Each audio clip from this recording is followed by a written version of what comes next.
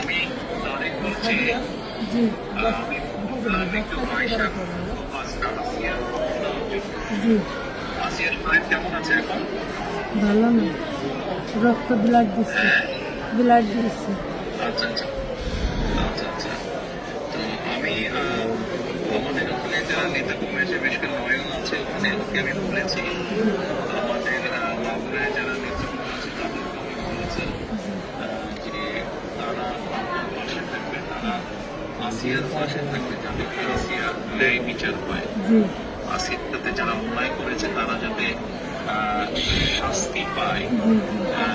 এর জন্য আমাদের অবস্থান থেকে আমরা চেষ্টা করব, যতটুকু সম্ভব আমরা চেষ্টা করব যাতে দেশের আইন অনুযায়ী আপনারা যাতে সঠিক বিচার জি পান। জি এবং একই সাথে আমি নয়নকে বলেছি যে আসিয়ার জন্য চিকিৎসার জন্য যেসব ব্যবস্থা নেওয়া সম্ভব সেই সব ব্যবস্থাগুলো আমরা চেষ্টা করবো আমাদের দলের অবস্থান থেকে। না, ওই ওই নয়ন ভাই খুব করেছে আমার জন্য।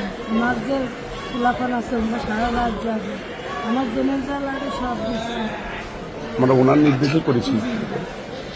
আপনার কাছে একটু আবদার, যেমন ছোট বলি, আপনি যদি দেখতেন ওই বুকগুলো খরিদগুলো বিক্রি করছে,